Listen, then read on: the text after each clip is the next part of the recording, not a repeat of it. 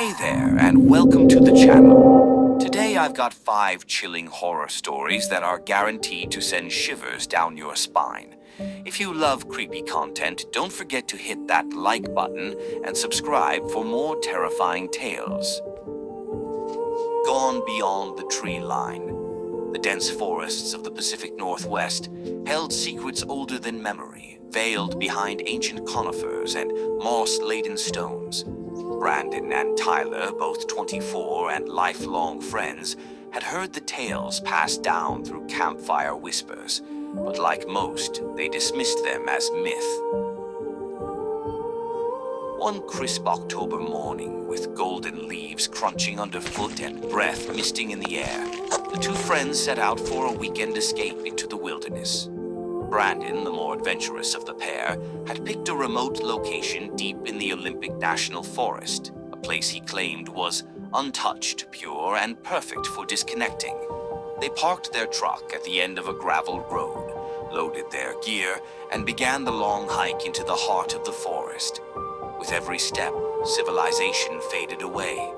The trees loomed taller, the canopy thicker, and the silence deeper. Birds chirped intermittently, but even they seemed wary. By late afternoon, the duo had reached a clearing flanked by towering Douglas firs.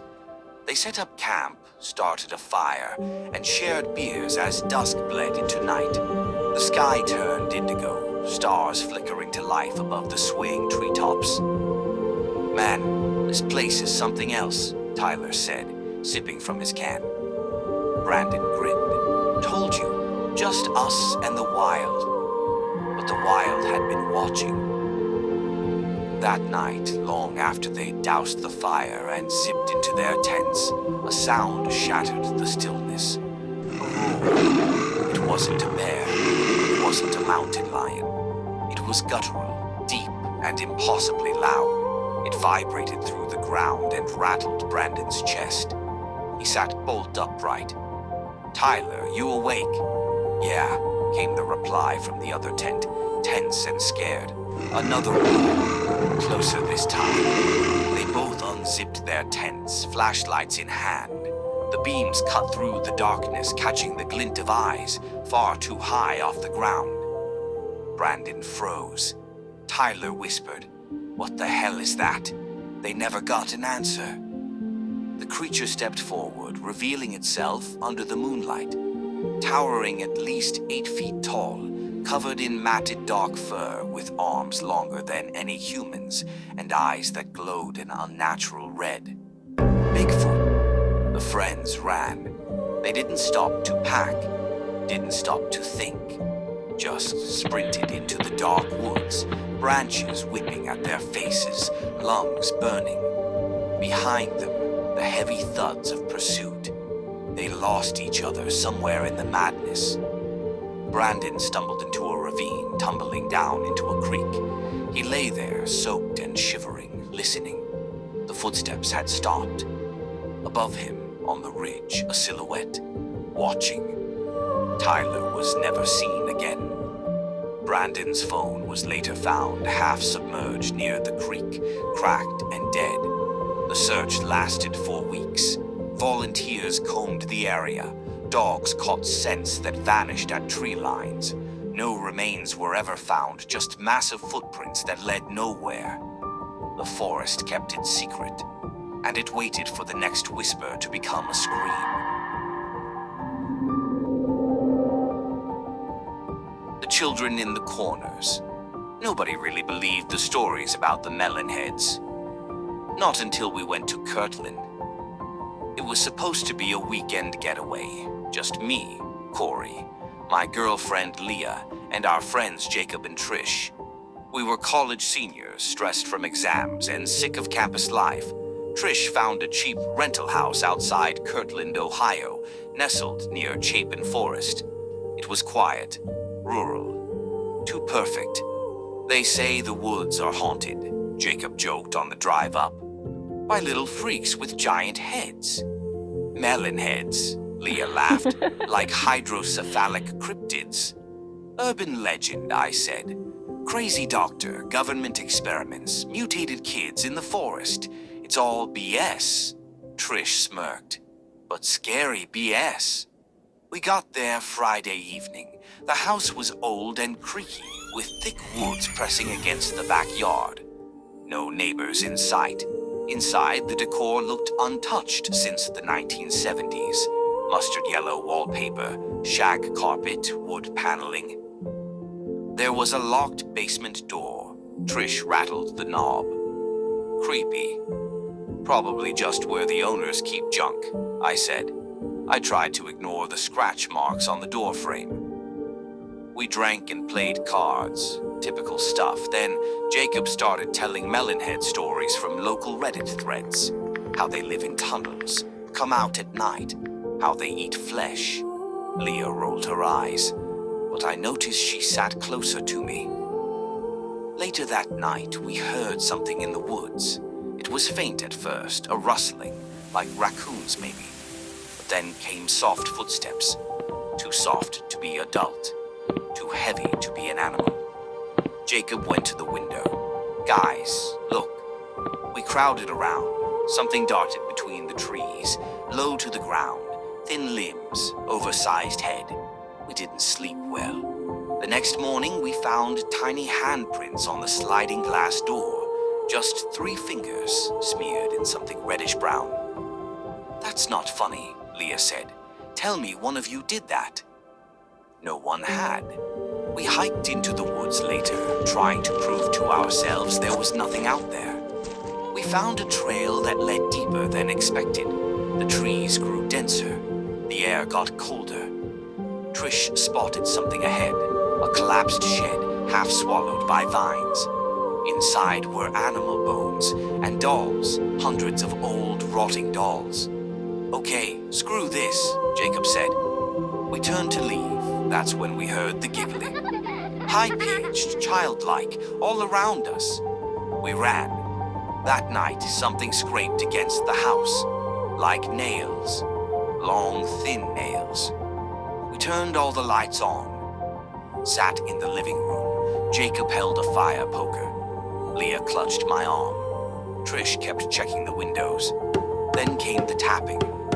On the glass, soft, rhythmic. We turned to the back door. A child stood there, or what looked like a child. Its head was grotesquely swollen, the skin stretched thin. Its eyes were too big, glowing faintly in the dark. It grinned. Trish screamed. Jacob rushed to the door, locked it tight. Then more of them came. 5, 10, maybe more, surrounding the house, tapping, scratching, laughing. We retreated upstairs, barricading the hallway with furniture. Leah sobbed into my shoulder. What do they want? Us, I said. They want us. The power went out. Flashlights flickered. In the hallway, something moved. One of them had gotten in. It crawled on all fours, jerky and fast. Jacob swung the poker. Missed. It lunged and tore his throat out. Blood sprayed across the walls. We ran into the master bedroom, slammed the door. There were more upstairs. They came from the vents, from the attic, from the basement. We had nowhere left to run. They were in the walls. They were under the bed. They whispered in voices that sounded almost human. Leah was the last to die. I don't remember how they got her. I just remember her screaming. Now I'm alone. They won't let me die. They come every night. I think they're trying to make me like them. Sometimes I wake up in the woods. My skin feels wrong. My limbs bend weird. My head, I think it's getting bigger. If you find this, don't come to Kirtland. Don't follow the sounds. Don't listen when they call your name. They're not children. They remember being human, but they aren't anymore. Eyes in the fog. Frank Delaney had dedicated the last decade of his life to proving the existence of the Mothman. A former journalist turned full-time conspiracy theorist, He ran a modest blog called Winged Truth, where he documented sightings, compiled interviews, and posted grainy, infrared-enhanced images that he swore showed the elusive cryptid. Natalie Kerr, a biology professor at Ohio State and well-known debunker, had made it her mission to refute pseudoscience and cryptozoological nonsense. When Frank challenged her to investigate the Point Pleasant area with him, the very heart of the Mothman legend, she accepted. She saw it as a chance to document firsthand the desperation behind delusion. They agreed to spend 1 week together, filming their journey for a documentary. They arrived in the decaying town just before dusk. Main Street was lined with boarded shops, the occasional cryptid-themed cafe, and a looming Mothman statue, its red eyes catching the fading light. "It's like the whole town wants to believe," Natalie scoffed. Frank pointed toward the statue. "They don't just believe, they remember." That night, they stayed at an Airbnb near the old TNT area, the rumored lair of the Mothman. "The sightings always spike around fog and static disturbances," Frank explained, scanning local police radios and weather reports. "Tonight might be perfect." Their first stakeout yielded nothing but raccoons and a decaying barn. But on night 2, just after midnight, something strange happened. As Natalie examined the old bunkers, Frank's EMF detector spiked erratically. A high-pitched whine pierced the air, followed by a low thrumming. "Do you hear that?" he asked. Before she could answer, something swooped over them, fast and silent. Frank caught a glimpse, massive wings and glowing eyes. Natalie insisted it was a barn owl. "Then why did the cameras shut down the second it appeared?" Frank challenged, showing her corrupted footage. Natalie grew unsettled. Her phone's compass stopped working. Her car battery drained without explanation. In the motel mirror, she occasionally thought she saw red eyes behind her. On night 4, she found a series of symbols etched into the trees near the bunkers. Wings, spirals, and crude humanoid shapes with elongated limbs. Frank claimed they were warnings. "You don't summon the Mothman," he said. "You disturb him." They visited the local library to research unexplained events. Newspaper clippings from 1966 to present day were eerily consistent. Bridge collapses, plane crashes, mine cave-ins, all preceded by reports of a winged figure. Natalie noticed something odd in a photo from 2003, showing a collapsed school roof. A shadowy figure stood in the background, impossibly tall, with unmistakable eyes. The timestamp, 3:33 a.m., the same time she had been waking up for the past 2 nights. On the 6th night, they returned to the TNT area. Frank was ecstatic, claiming this was their best chance. Natalie, now visibly shaken, carried a high-powered camera and a satellite phone. They ventured into the woods as fog rolled in. The air grew thick, branches bent as if under unseen weight. Then the sound of a distorted shriek, like a radio collapsing into itself. Natalie screamed as something landed behind her. She turned, camera raised. A towering figure stared at her, its wings stretching wider than the bunker walls. Its eyes glowed like burning coals. It didn't move. It just watched. Frank and Natalie fled. But as they reached the clearing, Natalie stumbled. Frank turned back to help her, but she was gone. He searched for hours. Only her camera remained, lens shattered, casing scorched. He replayed the last seconds of footage. The Mothman turned toward the camera. There was a flash of light, then static, and a single frame, Natalie screaming in a white void. Frank was found 2 days later, wandering Route 35, incoherent, muttering, "She saw too much." Natalie was never found. The footage was confiscated by federal agents posing as wildlife officials. Frank's blog disappeared. His followers claim he's been institutionalized. Some say he never existed at all. But the legend grew, and the app DriftQuest, which Natalie had downloaded days before their trip, updated itself. Now, when users type truth, it always leads to Point Pleasant, and sometimes, just sometimes, the camera shows a glimpse of massive wings and two glowing red eyes staring back. Months later, a new documentary surfaced on the dark web. It shows Natalie, gaunt and pale, wandering a foggy void, lined with broken clocks and screaming voices. Her eyes glow faintly red. She's laughing. Behind her, the Mothman looms, its wings wrapped around her like a cocoon. A voice whispers, "You wanted the truth. Now you're part of it." The screen cuts to black. The video file cannot be deleted, and once you've seen it, he knows where you are. Coordinates to nowhere. It started as a joke. Four friends, Jamie, Marcus, Lena, and Ben, decided to spend a weekend in the mountains to unplug. Jamie, always the one chasing viral moments, downloaded an app called Pathfinder, a spiritual successor to Randonautica. It promised to take users to locations resonating with their subconscious intentions. It was supposed to be harmless fun. "Let's manifest something creepy," Jamie said, grinning from the back seat of Marcus's Jeep. Lena rolled her eyes. Right. Because nothing says safe vacation like wandering into the woods following coordinates from a sketchy app. But they all agreed. The app pulsed once, then generated a set of coordinates 3.2 miles northwest of their cabin. The label read, "Intent Match Dread." The hike started easily enough. Pine trees loomed on either side, sunlight filtering through needles, birdsong distant but calming. The mood was light. Jamie filmed for his YouTube channel, cracking jokes, but after an hour the trail disappeared, replaced by dense undergrowth. Ben checked the app. "We're close, maybe a quarter mile."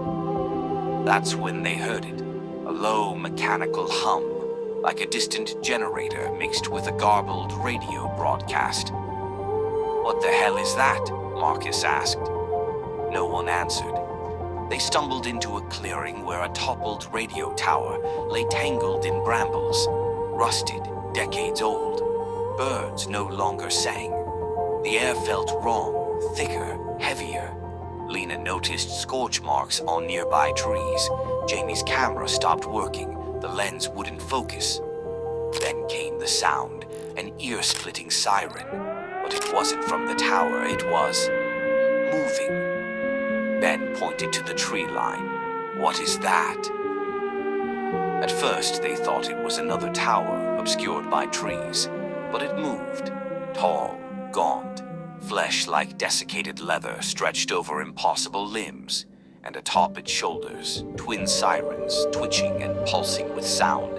It screeched, the sound warping into snippets of distorted voices. "Help! Me! Static! Fire! Scream!" They ran. Night fell too quickly. They had run in circles. The GPS on their phones glitched. The compass spun uselessly. The app, Pathfinder, now displayed a single word. Running. "What does that mean?" Jamie asked, breathless. "I think it means us," Lena whispered. The sirens blared again, closer. They ducked into a rocky crevice, huddled together, shaking. Jamie filmed in the dark, whispering updates into his dead camera.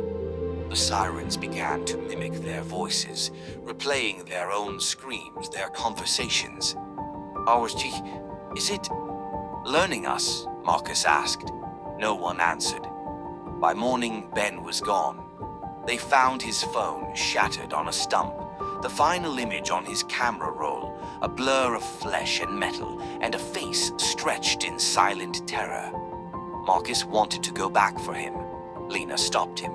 "He's gone, and if we stay, we'll be next." The app now showed a flickering map, a red dot labeled "You" and a second dot, "Listening," that moved closer every hour. Jamie laughed nervously.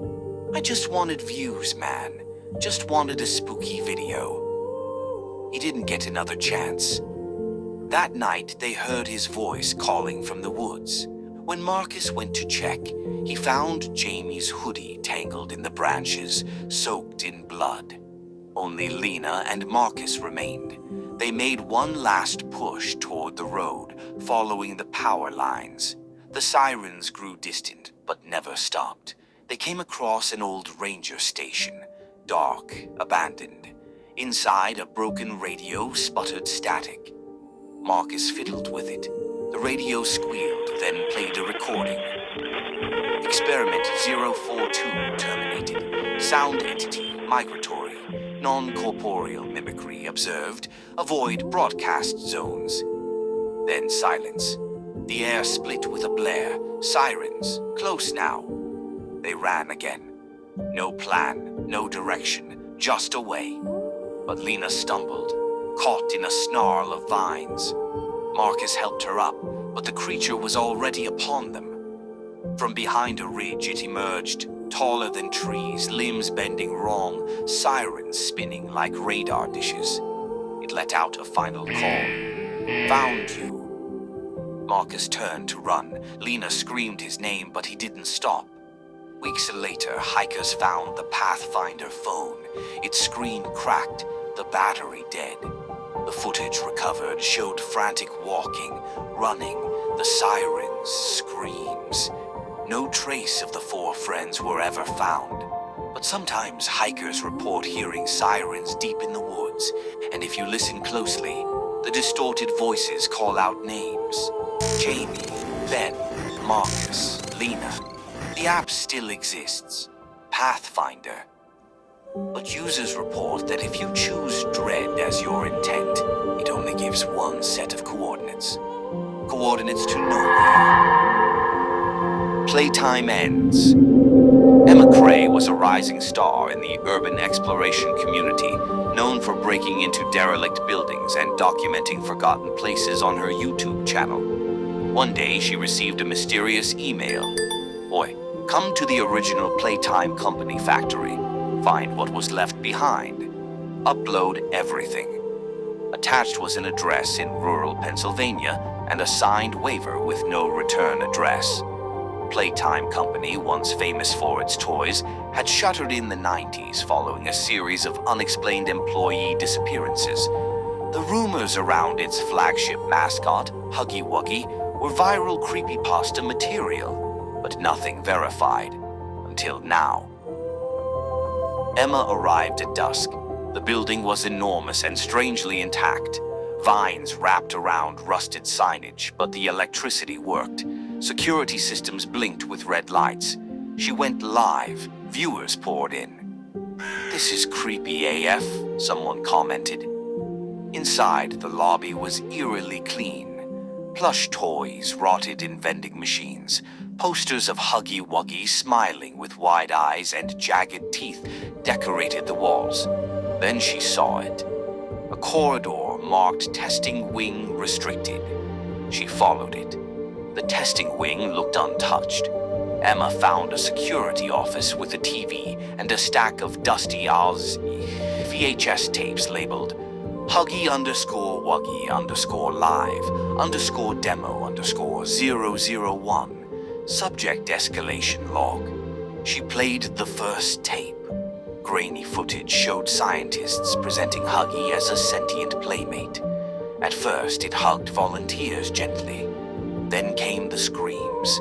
The footage cut to static. Emma looked up. Something moved past the open door. Tall, blue, smiling. She ran. But the hallway had changed. The doors led to more testing rooms, maze-like corridors twisted in impossible geometry. Her phone buzzed. A new message from the original sender. "Keep filming.